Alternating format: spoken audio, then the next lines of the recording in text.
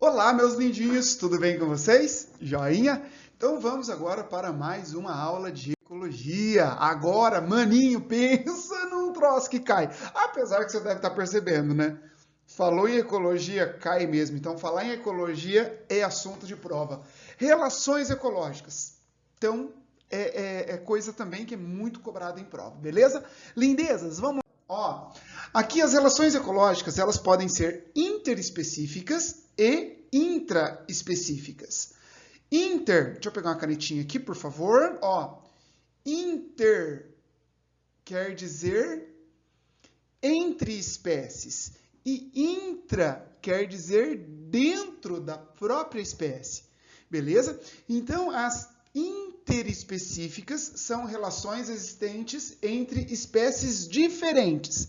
E as intraespecíficas são as relações existentes dentro da mesma espécie. Então, ó, entre espécies diferentes, intra dentro da mesma espécie. E tanto uma quanto a outra pode ser harmônica e desarmônica, ou desarmônica, perfeito? Harmônicas ou desarmônicas. Bom, lindezinho, tio William Lopes, bora lá para as relações intraespecíficas, momento fofura da aula, beleza? Então, relações intraespecíficas. Aí nós temos aqui a primeira, colônia, beleza? Olha só, as colônias são, os indivíduos, eles estão unidos, perfeito? Ó, os indivíduos unidos, e eles atuam em conjunto. Aí, nessas colônias, você tem poríferos, quinidários, bactérias e assim vai. Perfeito? Aí nós temos dois tipos de colônias. Nós temos as colônias isomorfas, como essa que aparece na imagem para você agora, que são alguns corais, beleza? Os indivíduos são iguais, com mesmas funções, beleza? E existem as colônias heteromorfas, quando os indivíduos são diferentes. Então, por exemplo, se nós pegarmos aqui, olha só, nessa colônia de Obélia, que é um quinidário, nós temos dois tipos de indivíduos. Nós temos os indivíduos conhecidos como gastrozoides, que são esses caras aqui, ó. Os gastrozoides. Gastro quer dizer, faz uma relação ao estômago, né? Zooide quer dizer oide, semelhante a zoo, animal. Perfeito? Então, esses caras aqui, os gastrozoides, eles estão relacionados com a captura de alimento. Perfeito? Com a captura de alimento. Ao passo que esses caras aqui, ó, os gonozoides, eles estão relacionados com a reprodução. Então, nessa colônia, um grupo de indivíduos está relacionado com a captura de alimento e o outro está relacionado com a reprodução. Perfeito? Então, essa é uma colônia heteromorfa, quer dizer, hétero, diferente, formas diferentes. Iso, ou homeo, quer dizer igual, e morfas, formas. Então, ó, formas diferentes, formas iguais. Fechou? Então, aqui são as colônias. Aí nós temos a sociedade, lindezas.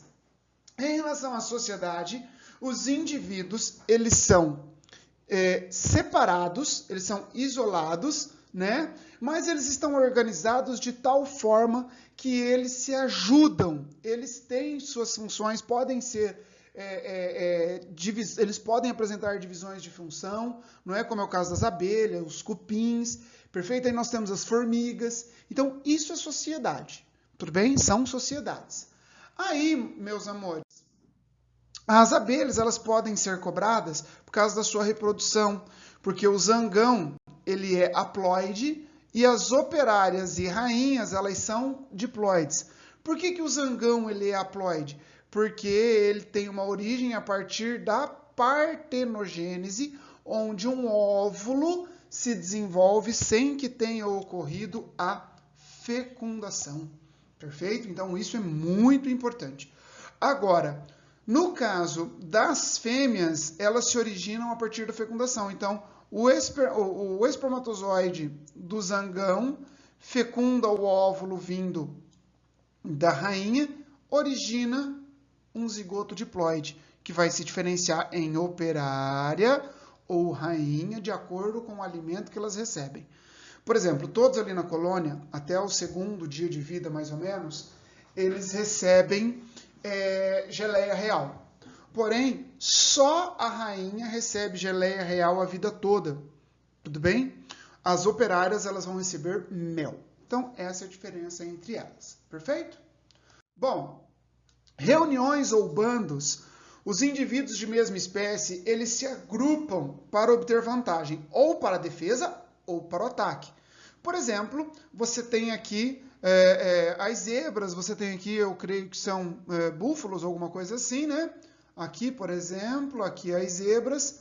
Ó, enquanto elas passam, por exemplo, se aqui tem jacaré, um ou outro vai morrer, mas a grande maioria vai atravessar. Beleza? Aqui também, mesma coisa para as aves, não é? Tem uma defesa. Agora, nas leoas aqui, por exemplo, elas para atacar um elefante, por exemplo, elas em grupo, elas conseguem obter um sucesso maior para conseguir o alimento. Então, reuniões ou bandos é uma relação intraespecífica harmônica, perfeito? Em relação ao grupo. Perfeito? Então, bora lá. Agora, nós temos o canibalismo. Canibalismo é quando uma espécie se alimenta de indivíduos da mesma espécie. Por exemplo, aqui nós temos os crocodilianos. Esse aqui é um crocodilo se alimentando de um pequeno crocodilinho. Se você não entendeu o que está acontecendo aqui ainda, aqui é a pequena cabeça do crocodilinho. Perfeito? Aqui no caso, a fêmea se alimenta do macho, no caso da aranha. E esse aqui é o meu caso favorito, que é o do louva-a-Deus. Então, o louva-a-Deus, enquanto ele está na cópula com a sua fêmea ali, pá, pá, pá, pá, aí a fêmea, ela literalmente começa a comer o macho. Tipo assim, eu vou te comer.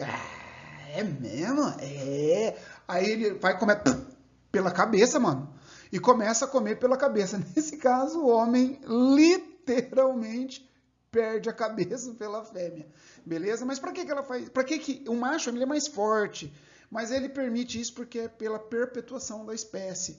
Então, a fêmea, após ela se alimentar do macho, ela está nutrida e não precisa sair para caçar. Beleza? Então, aí ela vai ficar bem nutrida e protegida de possíveis predadores. Perfeito? Então, aqui são os casos de canibalismo. Joia? Competição intraespecífica. A competição intraespecífica, ela acontece entre... Opa, ficou horrível isso aqui. Deixa eu pegar outra cor. A competição intraespecífica é quando os indivíduos eles estão competindo pelo próprio alimento. Beleza? Por espaço, por fêmeas. Gente, pensa num polvo que gera a briga tal da fêmea. Os machos, eles vão lá e brigam. E a fêmea vai ficar com o vencedor. Porque, teoricamente, aquele é o que vai deixar a melhor prole. Beleza? Então, por exemplo, os ursos aqui, você vê eles brigando, pode ser por alimento ou por uma fêmea, você imagina, ser um animal feroz, verdade. Mas e a girafa? Mano, a girafa, ela tem cara de boazinha, mas eles brigam. E brigam como? Através de pescoçadas. Pá! Pescoçada para lá, pescoçada para cá. Aí aquele que vencer fica com a fêmea. Perfeito? Aí as plantas também. As plantas, se elas estiverem muito próximas, elas começam a competir entre elas. E aquela que tem um gene para uma melhor...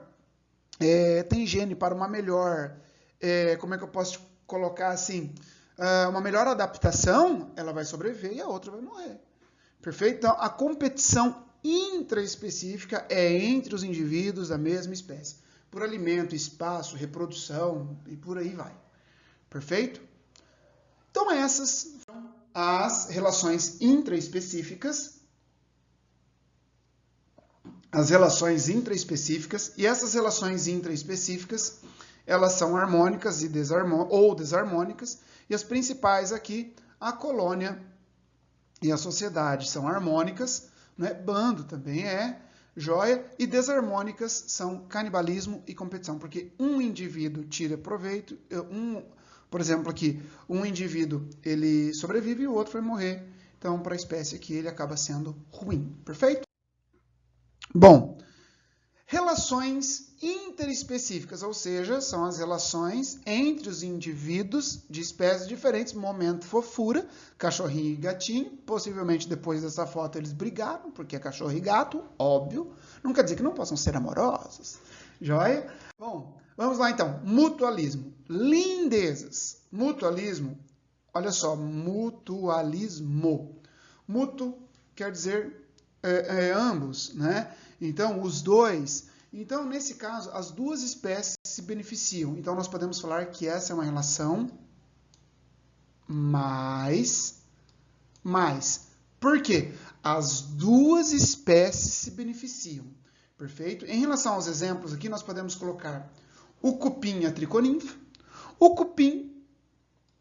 cupim, ele se alimenta de planta, não é? Ele se alimenta de madeira, mas não digere celulose. Quem vai fazer isso para ele? A triconinfa. Perfeito? A triconinfa vai fazer isso para ele. Então, é uma relação de mutualismo. Enquanto a triconinfa tem um local para sobreviver e alimento disponível, ela vai fornecer alimento para o cupim, nutrientes para o cupim. Perfeito? Joinha? Então, vamos lá. O outro são os líquens. Os líquens são associações entre algas e fungos, beleza? Então, aqui estão as hifas dos fungos e aqui está a alga. Perfeito? Aqui está a alga. Então, nessas condições aqui, ó, aqui estão os líquens, né? Os fungos, eles têm uma elevada capacidade de absorver água. Então, o fungo, ele passa água para a alga. E a alga é autótrofa, faz fotossíntese. Então, ela vai liberar açúcar para o fungo. Beleza? Dessa forma, os dois conseguem viver onde nenhum e nem outro poderia viver sozinho. Por isso que, às vezes, o líquen ele consegue viver em um ambiente inóspito, como, por exemplo, em cima de uma rocha. Tudo bem? Então, nessa associação, os dois conseguem viver muito bem. Perfeito? Bom, a outra situação são as micorrizas. Então, por exemplo, deixa eu tentar colocar para você até onde está a raiz. A raiz, ela está aqui, ó. Aqui assim. Mais ou menos isso aqui, tá? A raiz. Todo esse outro branco que você está vendo aqui é fungo. Então, os fungos, eles estão associados às raízes, perfeito? Eles estão associados às raízes, eles captam água e nutrientes, água, sais, passam para as plantas realizam a fotossíntese e passa para o fungo açúcares, perfeito? Então, também é uma relação de mutualismo. Joia?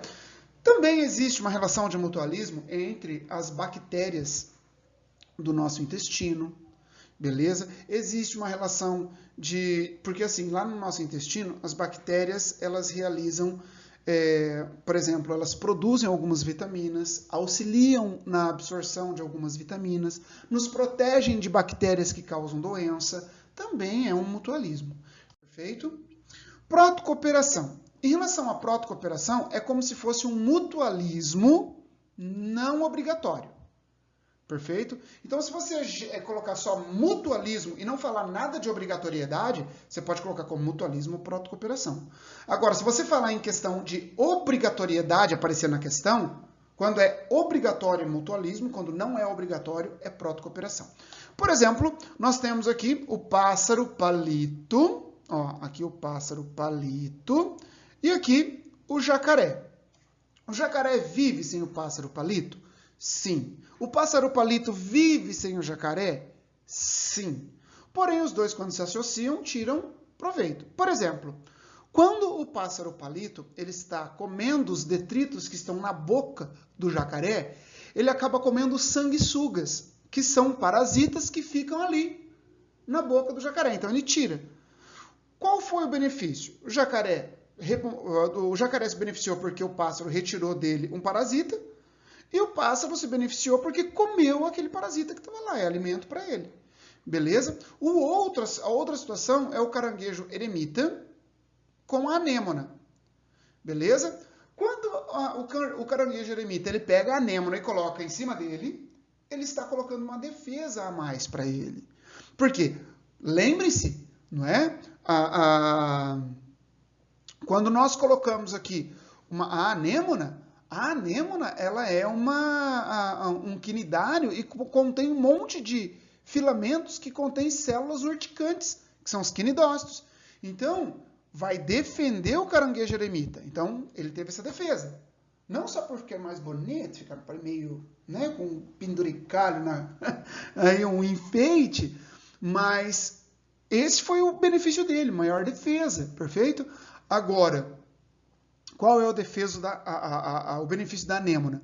Como ela é um animal césseo, em cima do caranguejo, agora ela consegue andar por mais espaço, então, ou seja, vai aumentar a disponibilidade de alimento na sua dieta. Filé? Então, ó, protocooperação e mutualismo é basicamente a mesma coisa. É a mesma coisa, porque as duas estão se beneficiando. Porém, protocooperação é não obrigatória, beleza? E o mutualismo a gente considera como obrigatório. Perfeito? Então, nessa aula de hoje, essas foram as referências que eu utilizei. Beleza? Como essa aula é comprida, então eu dividi ela em duas partes. Vamos para a outra. Beijo. Desligar aqui, né, mano?